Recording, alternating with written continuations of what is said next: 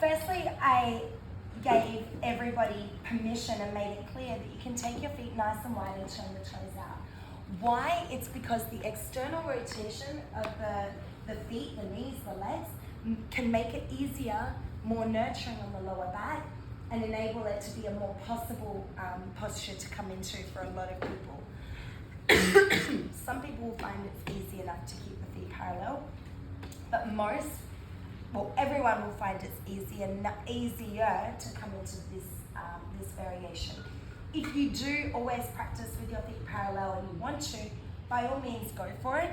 When you're teaching though, it's nice to give that as an option. So laying down on your back,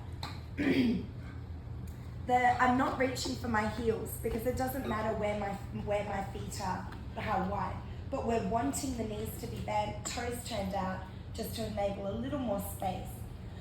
Sorry. From here, the hands are coming underneath the shoulders. Now, if you struggle with this action, you might not have your palm flat on the floor. You might be a bit higher, but the posture still might be available to you at that moment. So just explore that. If it doesn't feel great, you can also use fists. Okay, you can use fists pressing into the floor. Taking the hands somewhere around the shoulders. A lot of teachers say tuck them under your shoulders. What that will do is create a restriction for a lot of people, or a compression that makes it impossible for them to rise up, or very difficult. So I like to say to take your hands as wide as you need to, set yourself up for success, and then you can, once you're up, you can fine tune the posture. From here, imagining that chain wrapped around your torso that's going to lift you up to the sky, because that visualization brings your mind into the center rather than pushing into the hands like, I'm not strong enough. If you focus your energy on being lifted here, you're also working into pressing into your feet. What a lot of people tend to do is put all of they rely completely on the strength in their hands or their arms. So visualizing this chain wrapped around, lifting up from the belly button, from the navel, and then on the inhalation, we're pressing into the hands and the feet, we're lifting up from the navel just to bring the top of the head to the floor. From here, you can adjust your hands to wherever you need to, adjust your feet wherever you want to go, it doesn't matter. Whatever it feels more comfortable for you.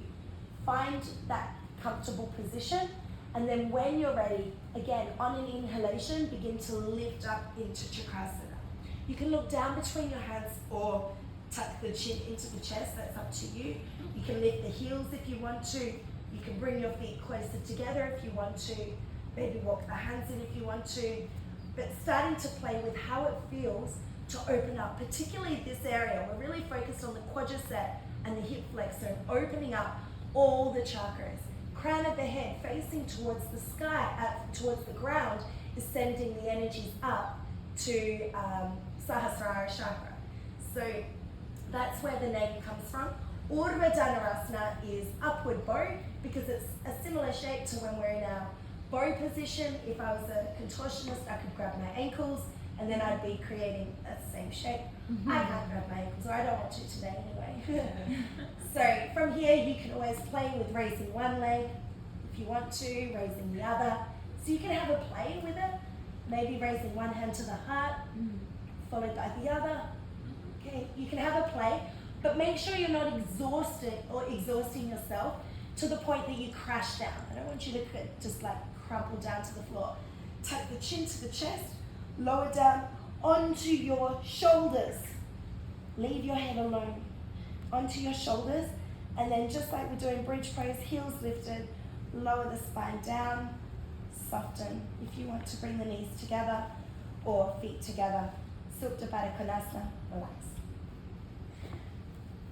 Wheel pose, when we're opening up that whole front line of the body. This is very unnatural, right? Again, we spend most of our life, whatever it is, internal rotation, forward, hunching the shoulders, creating an internal rotation of the shoulders, the arms, and the hands. When we're working with this, opening up all the way down the front line of the body to the feet, from the feet to the crown of the head. This can generate a lot of feelings of almost like a panic, like, what's going on? What am I doing? It's vulnerable, right? It's a very vulnerable position. So staging it through for your students or for yourself, taking your time, practicing ahimsa, making sure that if it's not feeling great for you on any day for any reason, please take a lower variation, a more nurturing variation. And when I say lower, I mean lower to the ground, right? You don't have to lift up. If you'd rather take bridge pose, please take bridge pose. Bearing in mind that if Chakrasana is the pose being utilized as a counter pose, as it was in this morning's practice, I brought you into Chakrasana because I wanted to open up the throat following Halasana and Salambasana. So that was my objective there. So the option would be instead either resting as Shavasana, taking a moment, or fish pose. Mm-hmm. Right? So if at any stage Will's not feeling good, please be gentle, forgive and let that go. Don't sit there like, ah. Let it go. It's just one pose, and there's so many other beautiful opportunities to come back to. It is a very strong posture. It's physically strong and mentally, emotionally, spiritually very strong and powerful. So not to just write this off, this is considered one of the most advanced postures in yoga. Not full expression, I mean just coming into the first stage. It's one of the most advanced postures in yoga. Because from a spiritual standpoint, and remember with yoga, it all comes back to the why are we doing this? A lot of the time it's balancing the chakras or enabling the body to sit in meditation, but ultimately enlightenment is our goal, samadhi is our goal. So when we're working with something like this, that shape, if your head is still on the ground, if you're in the first position and lifting up, whatever you're doing, or if you're in the full rising up into a wheel position, whatever you're doing, it's very strong, very powerful. So you need to be really gentle. When your body's saying, I've had enough, please let me out of it.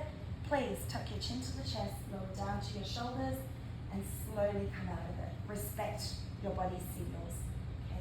Definitely don't wait until, oh, but I haven't done my 10 breaths or my 5 breaths. Or if a teacher says, hold this for 10 breaths to encourage you, but your body's saying, please no, 3 is good for me today, then ahimsa. Yeah. What's ahimsa? Ahimsa, non-violence. Is like non, or negation, and himsa is violence. And ahimsa is the very first yama. So we have ahimsa, non-violence, then we have truthfulness, and then we have non-stealing. We've got the 5 yamas and 5 niyamas. Alka goes into it extensively, and I'll be feeding it into the morning classes a lot too. But ahimsa is number 1 most important, not to hurt others, not to hurt ourselves. Ahimsa is the reason that a lot of, when they're talking about a yogic diet, it's vegan. It's because you're not hurting another animal. In India though, the truth is it's a vegetarian diet because they believe that cheese and any food that has milk is food from the gods. So it's practicing non-violence. You're actually embracing what the gods are giving you, or what the cow is giving you. But that's another story. So ahimsa, practice ahimsa when you're coming into Chakrasana. Be very gentle. We have an opportunity now to workshop and work through that together, and we can come into, we'll come into partners and we'll do one person, and then I'll guide the second person, so please stay with me on that. I did have a question the other day of how can we come into it, and what are other options and variations, and I'd like to just show you that so that you know how to practice in your own time. Besides all of yoga, helping to open up the chest and everything, you can use the wall. So if you come to the wall, you can actually play with placing your hands on the wall, and then, no, you're okay, and then walking your hands down the wall. Okay, you might find the point where you're like, oh, that's good, that's me. You might want to walk all the way down to the floor, bringing your chest towards the wall, or your face towards the wall, and then walking your way up. That's one option and variation.